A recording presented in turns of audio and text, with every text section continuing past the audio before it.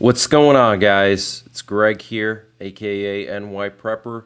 It is Monday, January 26th, 2026, and I have some breaking news to share with you guys. Right now it is 15:33 Eastern Time here in the United States, and I wanted to update you guys on the situation with Iran and some of the latest major breaking news from around the world. So we have reports coming in that the USS Abraham Lincoln Carrier Strike Group is now operating off the coast of Yemen, just over 700 kilometers from Iran. So the Abraham Lincoln aircraft carrier and its associated strike group is close to Iran, just over 700 kilometers away. So the Abraham Lincoln is in position right now, and from that distance, the Abraham Lincoln and its aircraft, supported by aerial refueling tankers, can strike strategic targets inside of Iran, but still stay beyond the range of Iranian coastal anti-ship missiles, okay? So this is very, very serious. It looks like we could be just several days or weeks away from a massive attack on Iran.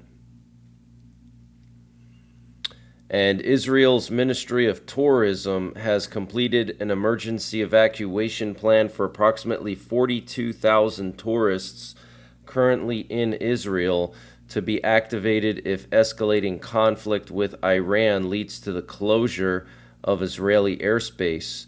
Under the plan, authorities would promptly contact affected visitors and arrange secure ground transportation to land border crossings.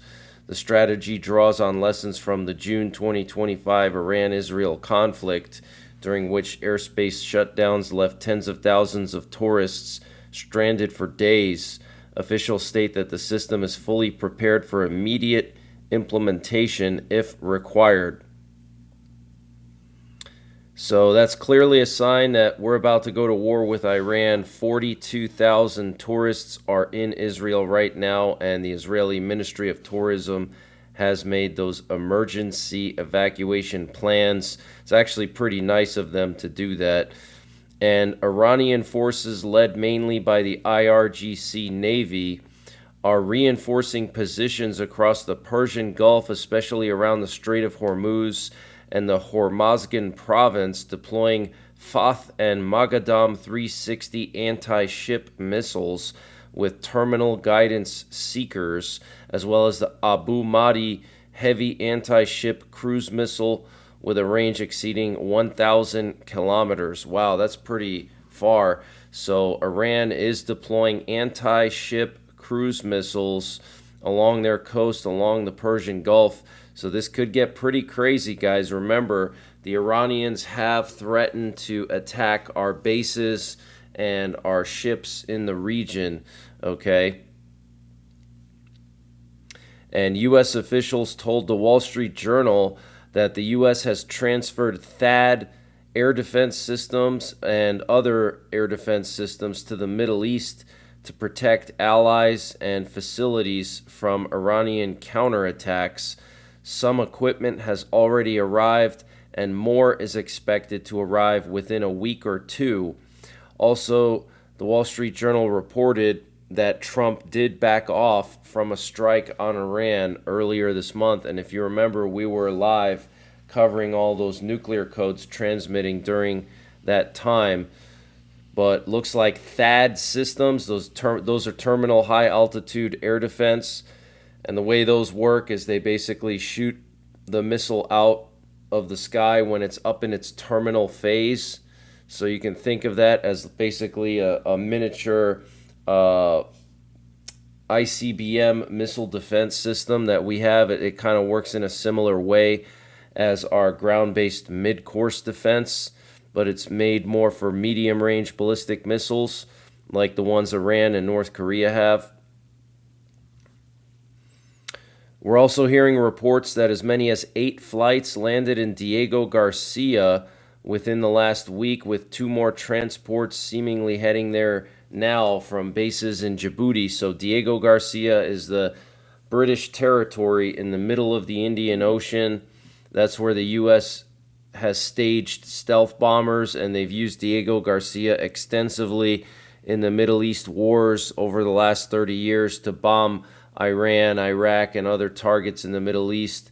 So 8 flights have landed in Diego Garcia within the last week. Also, we're hearing that several large transport aircraft were seen landing in Qatar and Kuwait, likely carrying Patriot and or THAAD missile defense units on C-5 Galaxies. Okay, so Patriot missiles and THAAD missiles are being moved into the region. And there are now 6 U.S. guided missile destroyers, 2 missile-capable submarines, an aircraft carrier with 40-plus strike-capable aircraft, and 36 F-15s in the Middle East. So that is a massive amount of firepower being positioned near Iran. Also, there's a squadron of 4 British Eurofighter Typhoons and multiple Israeli F-16s and F-35s that are at the ready now. So basically now the U.S. has offensive strike capability in the region to carry out strikes, but the U.S. is continuing to build up ammunition and crucially defensive infrastructure for its bases and allies. Also, defensive capacity deployment is still not finished, meaning flights are likely delayed until the weather conditions here in the U.S. improve. So this way we can move more stuff overseas. So I think it's still going to be probably another week or two based on what I'm hearing. And there was also a meeting that ended yesterday between Israeli officials and the American CENTCOM commander. And apparently there were widespread agreements over strikes on Iran. In particular, according to Israeli media, widespread targets were discussed with an understanding that operations would have to be widespread to capitulate the regime. Emphasis on a lightning campaign targeting not just military but also political nodes of control and perpetrators of mass violence. So they're going to hit military and political targets. This is going to be a full-scale strike on Iran. Okay, so get ready, guys. This could potentially have some blowback towards us here in the U.S. Oil prices could skyrocket if Iran targets oil facilities in neighboring countries like in Saudi Arabia or Iraq or some other places. They can strike those oil facilities, which would reduce the output and prices would skyrocket. Okay, so that's what I'm concerned about. And an Iranian politician warned the U.S. that if Trump attacks Iran, he will be America's last president. This defeat will mark America's end. Rubio and Hegseth are naive enough to make such a mistake. He also said, we have allies such as Russia and China. They are in agreement with us regarding the nature of the blow that must be dealt. Okay, so he's saying that Russia and China would back them up, especially if there were some kind of a counterattack. And Iran released a propaganda video claiming its hypersonic Fata missile could sink the USS Abraham Lincoln aircraft carrier. And Hezbollah's Secretary General Naim Qassam, that's a political leader of Hezbollah terrorist group, issued a warning in response to U.S. President Trump's threats against Iran's supreme leader, the Ayatollah Khamenei. In a televised address during a solidarity rally in Beirut's southern suburbs, Qassam stated that threatening Khamenei constitutes a threat against millions, if not tens of millions, of his followers across the region. He emphasized that Hezbollah views such threats as directed against Hezbollah as well, declaring that it cannot remain silent or neutral and reserves the right to take whatever measures it deems necessary and appropriate in response. So very interesting. And Trump's threats over Greenland alarmed U.S. allies and Congress, with some Republican and Democratic lawmakers warning senior officials that any military invasion without congressional approval could prompt an impeachment investigation. Lawmakers privately urged the administration to back off, fearing Trump was moving toward the use of force without consulting Congress. This was reported by Reuters. And the head of NATO, Mark Rutte, said that he really feels Trump deserves some defense. He was the one during Trump 45 who said there was an issue with Arctic security, and he said it again when he came back into office in January. I think he is right. There is an issue with security. So Mark Rutte defending Trump about the Greenland issue, saying that Greenland does need more security and needs to have more military forces there. Mark Rutte also said if anyone thinks that the EU or Europe as a whole can defend itself without the U.S., keep on dreaming. You can't, we need each other. He also said that Trump is doing a lot of good stuff. The 2% reached by all NATO members would never, ever have happened without Trump.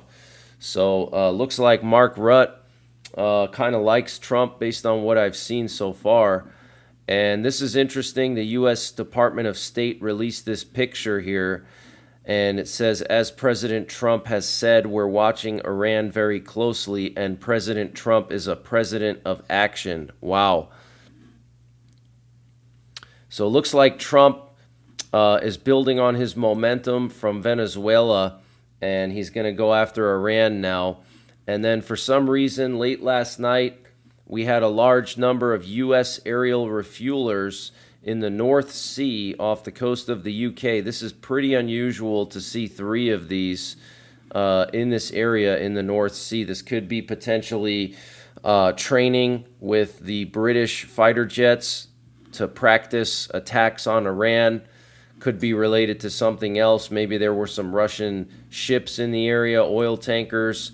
And then here we have a picture showing all of the U.S. military equipment in the Middle East. Absolutely massive amount of military equipment being moved to the Middle East. But that's the latest breaking news that I have. I might be back later on tonight with a live update. I'm actually still in Las Vegas right now. I got stranded here because of the blizzard back east. I came here for SHOT Show last week, which is a outdoor sports trade show, and I had to stay through tomorrow. So I will be back in my normal studio Wednesday, and I should slowly start to resume my normal schedule of live streaming and updates once I get back. I did just complete a really cool expedition to Area 51 with my friend Chuk from Chuk's Outdoor Adventures. We hiked up Tikaboo Peak, an 8,000-foot tall mountain that overlooks the Area 51 base. We did get some video footage. I did see some orbs or possibly some low-flying aircraft over the base. I'm going to be posting videos from my expedition hopefully this week. But that's pretty much it for this one, guys. I might be back later on tonight. In the meantime, check out my 24/7 live stream. My wonderful moderators have been keeping everybody updated in my absence, and I really appreciate that. So check out my live streams. I do pop in periodically. And until the next time, take care, God bless, and don't forget the 3 Ps. Prepare, practice, and persevere. And this update was sponsored by EMP Shield. Guys, EMP Shield has created a special discount just for you, the listeners of the NYPrepper channel.